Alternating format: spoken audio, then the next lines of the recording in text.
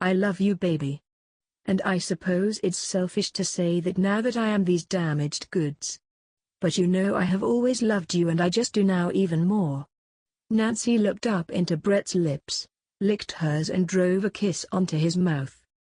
Brett clasped his bride hard and pulled her into an ever-deepening kiss. She leaned into his chest and raised her remaining leg as she swooned in his arms.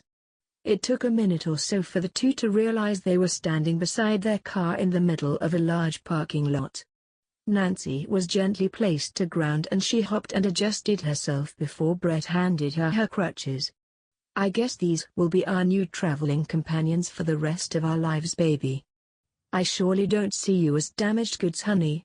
I look at you as the one woman in the world whom I love and want to be with forever. I do so dearly love you too."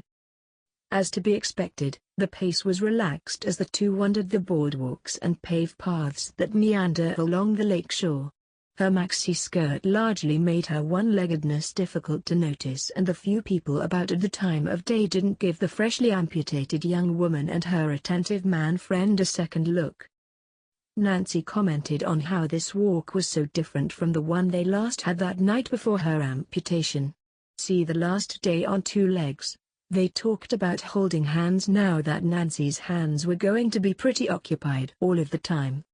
Brett placed a hand on top of her hand that was gripping a crutch handle and followed with it as it swung her crutches forward when her old leg would have done the job in the old days. He laid a hand squarely but lightly on the small of her back and quite enjoyed the sensual movement of her hips.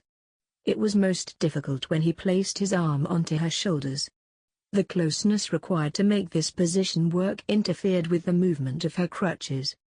But the position they both enjoyed the most and the most difficult was when he placed his hand on the top of her stump and ever so gently clasped it as it hung inertly under her hip.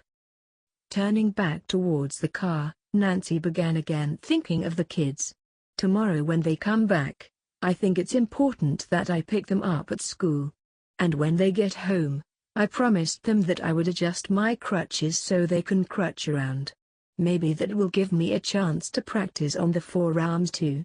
Later, when it's dinner time, I would like you and I to do it all together. I'll use the trainer if I get tired, but I think it's important for them to see me doing all those old normal things. From what I've seen so far though, I'm thinking they might even pitch in with cleaning."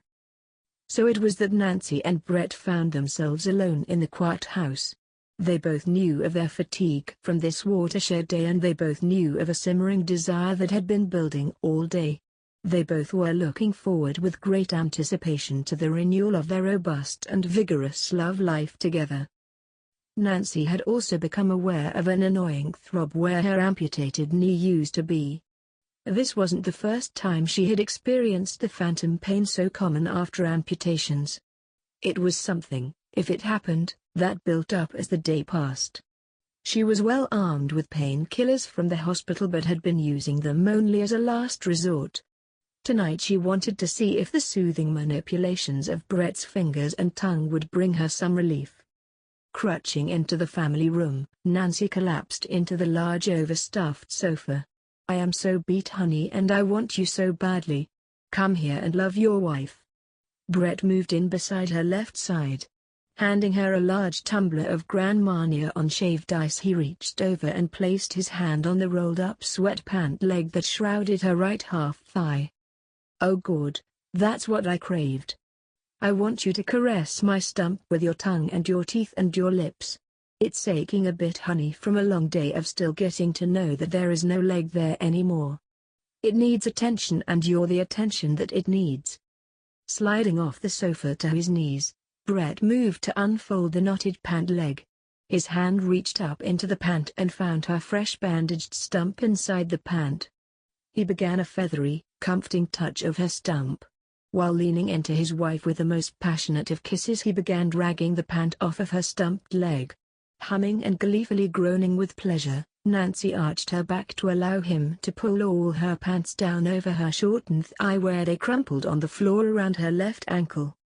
"Oh my God, baby, you are soaking wet. Methinks you don't just like this kind of attention, methinks that you love it and crave it. Brett gradually shifted his lips and kisses and tongue away from her stump to her dripping orchid of love. Her left leg was wrapped around Brett's back. It was frantically pushing him closer to her dripping pussy.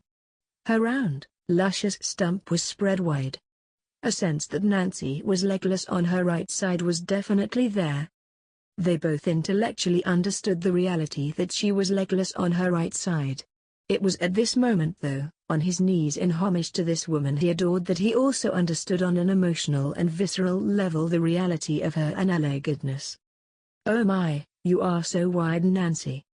This little stumpy when it's spread sure opens you up. I love this." He buried his lips and face in her pussy while he smeared his left hand with her wet juices and used it as a lotion for his caresses and light massage of this new love toy she had brought home with her. "Take me to my bed, Brett. I want your body beside me again."